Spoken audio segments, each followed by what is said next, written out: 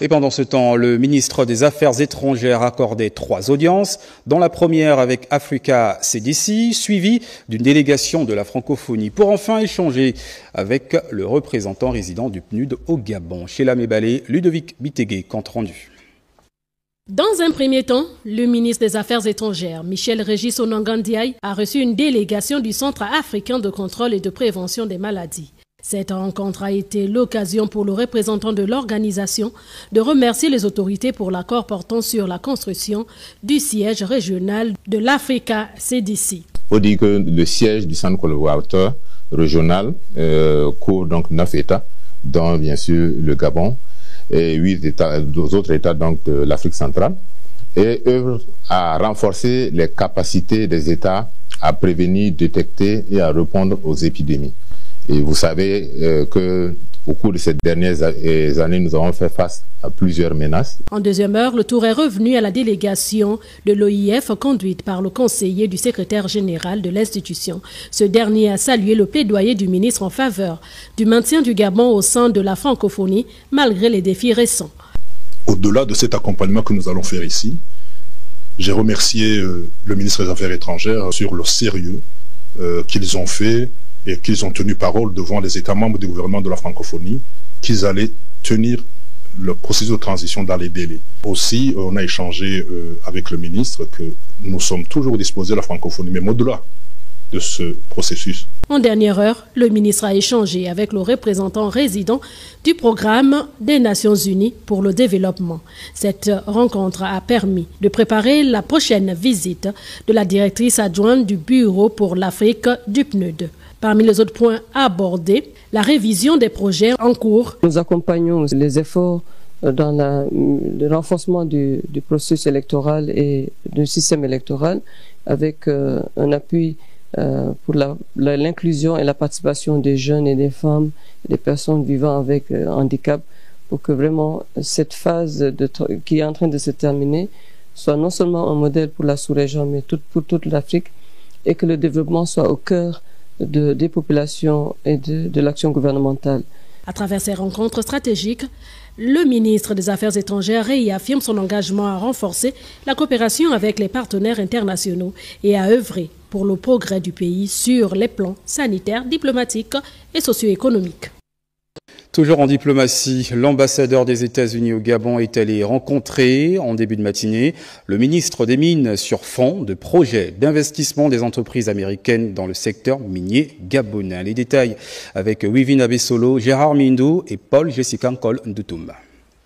Séance de travail qui a permis au ministre des Mines de présenter les projets d'envergure du gouvernement dans ce domaine. La logistique minière qui consiste à la construction de plusieurs infrastructures, notamment la centrale hydroélectrique de Boué, le chemin de fer Belinga-Mayumba au Vindo et le port en eau profonde qui, à terme, permettront l'acheminement des minerais vers l'international. Tout ceci en prélude aux exploitations à venir de Belinga, Baniaka et Milengi. Le membre du gouvernement est également revenu sur la réforme de l'école des mines de Mwanda. Autant d'opportunités présentées qui cherchent preneurs. En réponse, l'ambassadeur des États-Unis entend être le relais du Gabon auprès des investisseurs du pays de l'oncle Sam. Nous avons une très bonne conversation sur la vision du ministre et ses collègues concernant les priorités du Gabon dans ce secteur qui est un pilier de l'économie. Donc, nous avons reçu beaucoup d'informations sur les divers projets et les diverses initiatives menées par le gouvernement. Et ça, c'était une très bonne chance pour voir comment le secteur privé aux États-Unis peut être impliqué dans cet espace. J'espère que nous pouvons booster l'intérêt des investisseurs américains au Gabon et particulièrement dans le secteur privé. Pour le Gabon, l'idée ici est de multiplier les partenaires pour l'atteinte des objectifs fixés. D'autres réunions pour échange d'informations sont à venir.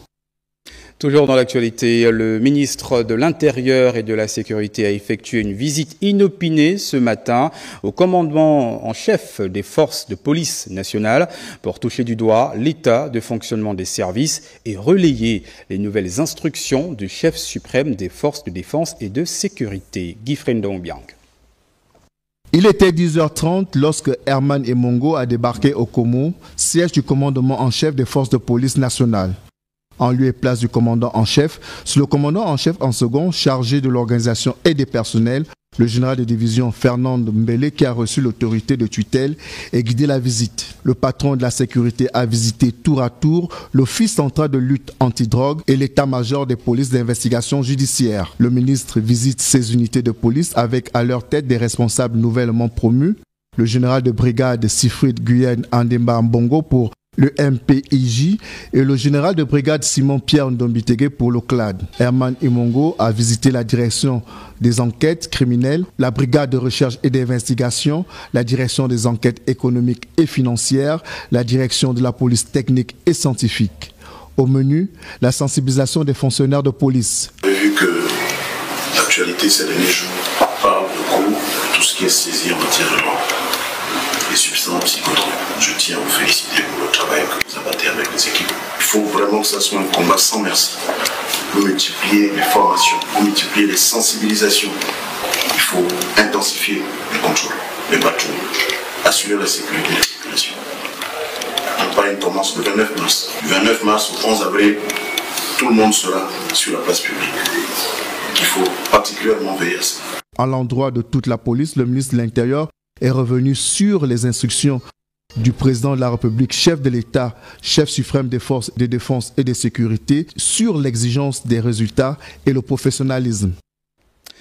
Nous l'annoncions en titre prenant la route avec Larding Gebamba et Paul Jessica Nkol Ndoutoum pour nous rendre au village Bissobinam dans le département de la Nouya à Kokobiche où a eu lieu le lancement du projet de coexistence pacifique entre l'homme et l'éléphant, projet lancé par le ministre des Eaux et Forêts chargé du conflit homme-faune. On regarde. Bissobinam, département de la Nouya, village situé à 42 km de la commune de Kokobiche. Le gouvernement gabonais a porté un message d'espoir, le projet de coexistence pacifique entre l'homme et l'éléphant. Un projet ambitieux dont l'objectif est d'améliorer la sécurité alimentaire, protéger les cultures et renforcer la politique de conservation des forêts. Les barrières électriques mobiles restent la solution par excellence. Nous sommes dans la continuité de la stratégie d'atténuation du conflit homme-faune et plus précisément homme-éléphant, qui tourne autour de deux principes, c'est-à-dire renforcer les capacités en termes de construction de barrières électriques qui permettraient d'augmenter les récoltes. Cette année également, à travers le projet CAFI, il y a à peu près 6 milliards pour continuer toujours à œuvrer dans ce sens-là. Donc prévu cette année 1800 clôtures supplémentaires en raison de 200 par province pour endiguer ces phénomènes en termes d'autonomie sur le plan alimentaire. Deuxième point, c'est la mise en œuvre actuellement, la mise en exécution des bâtis administratifs encadrés avec la création de 9 brigades qui correspondent à 9 provinces pour réduire les pachydermes qui présentent vraiment un danger potentiel pour la vie et la survie des populations rurales. Aujourd'hui, nous avons un heureux récipiendaire qui a acquis le matériel déjà installé pour faire son agriculture de subsistance juste derrière chez lui. Financé à hauteur de 6 milliards de francs CFA par l'initiative pour la forêt d'Afrique centrale et soutenu par le WCS, ce programme, qui s'étend sur 2 ans, va aboutir à l'installation de 1800 clôtures électriques mobiles supplémentaires à travers les 9 provinces du Gabon. Une aubaine pour les communautés locales. Dans le cadre de ce programme, il y aura toute une étude pilote qui va être faite avec des tests pour voir comment on peut mettre en place un système d'assurance en vue justement de contribuer à l'atténuation de ce conflit. Nous sommes menacés depuis un nombre d'années par les éléphants. Et ces éléphants-là m'ont poussé à aller poser la demande d'une barrière électrique au ministère des Eaux et Forêts, à la représentation qui est à Kokobiche. Aujourd'hui maintenant, cette barrière arrive. Je suis très content que ça se fasse maintenant, qu'elle soit posée. Là, j'aurai le cœur tranquille. Assurer aux populations rurales des lendemains meilleurs, optimiser les rendements et atténuer le conflit homme-éléphant afin de ramener l'ordre dans la nature. Le ministre des Eaux et Forêts exhorte les populations à se mettre en coopérative afin d'avoir des espaces bien sécurisés pour une meilleure production agricole. Voilà un projet qui vise une fois de plus à atténuer les assauts des pachydermes dans les plantations communautaires. Et quelques jours plus tôt, le même membre du gouvernement de la transition était dans Longounié pour lancer les activités de l'usine Timber Walker dans le département de la Loeti-Wano. Objectif, relancer la filière bois. Léa Bifan, Tito Mohamed. Une nouvelle dynamique insufflée au secteur forestier dans le département de la Loeti-Wano. À plus de 15 km de l'Ebamba, le ministre des Eaux et Forêts redonne vie à l'usine de transformation de bois Timber Walker. Cette mise en service intervient dans la foulée de la relance des activités de la Société nationale des bois du Gabon, repris par l'État. La SNBG, présent sur le lieu, entend jouer sa partition. Cette entreprise a été longtemps en difficulté et vous savez qu'avec la reprise de la SNBG, l'objectif est de redynamiser certaines unités et c'est l'objet actuellement ce jour. Donc, booster cette entreprise en termes de fourniture de grumes, fourniture de la matière, afin de redynamiser l'emploi. Puisqu'en fait, l'optique, c'est de pouvoir avoir à peu près 350 emplois des jeunes Gabonais et relancer la dynamique économique au niveau de la localité et sur le marché international. Avec une capacité d'installation de déroulage de 4000 mètres cubes par mois et de sillage de 6000 mètres cubes par mois également, l'usine Timber Walker a de quoi faire du capital humain dans la Loeti-Wano une priorité. Permettre également à la SNBG de se redéployer, puisque vous savez la SNBG, le Gabon détient à peu près une soixantaine de pourcentage de départ. Il faut redynamiser la SNBG à un niveau un peu plus haut et redynamiser les petites unités de transformation. Ici, nous avons la première et la deuxième transformation qu'il va falloir en fait renforcer. Pour une meilleure gestion de la filière forêt-bois dans la province de Longounié, le ministre des Eaux et Forêts dote à la direction provinciale et les différents cantonnements de la localité du matériel pour optimiser leur rendement.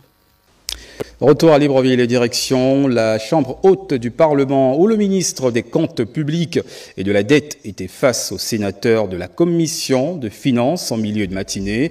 En toile de fond, comprendre l'importance et les objectifs des projets de loi autorisant l'État gabonais à contracter des emprunts financiers auprès des banques et autres institutions financières. Presse Sénat. C'est un emprunt de 350 millions d'euros que l'État gabonais est autorisé à contracter auprès des banques et institutions financières internationales. Auprès de la Banque africaine d'import-export, le Gabon sollicite un emprunt de 200 millions d'euros pour le financement d'infrastructures approuvées par le Programme national de développement de la transition. Parmi les projets prioritaires à financer figure la construction de nouvelles infrastructures telles que Libreville 2, les logements sociaux adaptés, ainsi que des initiatives visant à renforcer les secteurs clés tels que les infrastructures des transports routiers, construction de ponts et réhabilitation de plusieurs réseaux routiers et des voiries dans la capitale et à l'intérieur du pays. Un autre emprunt pour un montant de 150 millions d'euros sera contracté pour couvrir le financement du programme d'urgence de développement communautaire.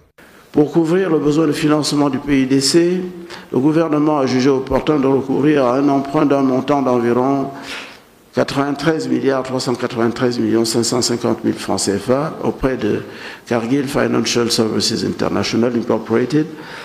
Le PUDC est une déclinaison du plan national de développement de la transition, PNDT orienté sur les aspects de développement local et est initié en collaboration avec le programme des Nations Unies pour le développement PNUD.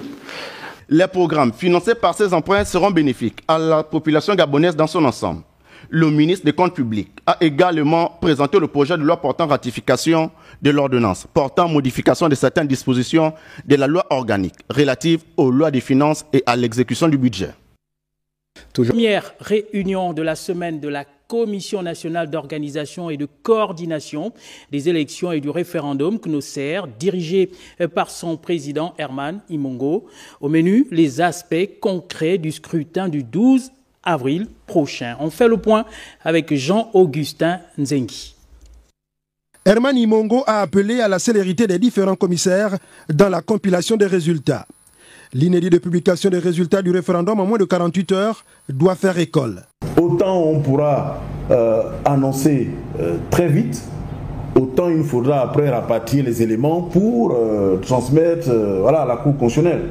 Donc il ne faut pas que les délais soient longs parce qu'après ça va être la pagaille. Les membres de la CNOSER étant les représentants des ministères techniques impliqués dans les questions électorales, chaque administration concernée doit jouer sa partition à fond pour le succès de la mission collective. Les éléments qu'il faut boucler en urgence, je crois qu'une bonne partie repose sur la DGLP, également en coordination avec la défense pour la détermination de ces aspects.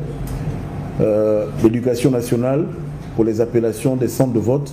Il faudra essayer de voir avec le Conseil d'éducation nationale comment mettre ça à nos dispositions le plus tôt possible. Et bien évidemment les affaires étrangères pour leurs actions afin de faciliter la délivrance de visas aux différents commissaires. À 5 jours de l'ouverture de la campagne électorale, la CNOSER est déjà dans le concret pour une élection transparente, crédible et acceptée de tous.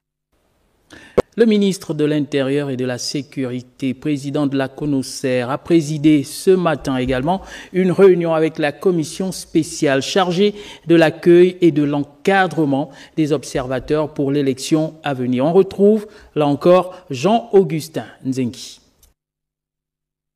Avec les observateurs, Herman Imongo a fait le point des dossiers d'accréditation déjà reçus au plan national et international. L'essentiel des traitements aujourd'hui, nous nous situons autour de 109 dossiers, même si nous devons effectivement les soumettre à l'exigence de prouver leur capacité à se prendre en charge, mais il n'en demeure pas moins que, étant des locaux, on ne doute pas qu'ils aient la possibilité ou de se loger ou d'être pris en charge, et la plupart du temps, ils ont souvent des points focaux locaux également.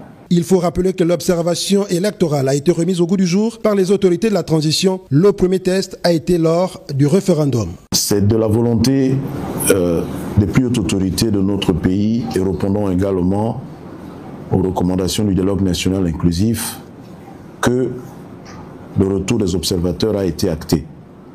Nous l'avons d'abord introduit dans le cadre de la loi 796 portant disposition commune à toutes les élections politiques, laquelle a permis d'organiser le référendum. Cela a été pour nous une première expérience de laquelle nous devions tirer un certain nombre d'enseignements. Les rapports des missions d'observation électorale du référendum ont été capitalisés par l'organisateur des élections au Gabon. Sur la base de ces leçons tirées du code électoral, que nous avons cette commission spéciale un peu plus élaborée. Élaboré d'abord dans sa forme, parce que vous l'avez constaté, vous représentez les ministères qui sont présents au sein de la CNOSER, Commission nationale d'organisation et de coordination des élections du référendum, que je préside. Avec le président, le conseil diplomatique et quelques autres responsables du ministère, nous avons jugé utile que cette commission spéciale ait cette configuration. L'objectif étant de permettre que les problématiques, les questions qui sont traitées dans le cas de l'observation puissent avoir des réponses plus pratiques en associant les ministères que vous représentez. Cette réunion se tenait en prélude à celle tripartite qui verra la participation de la CNOSER, l'ACER et la commission d'encadrement des observateurs.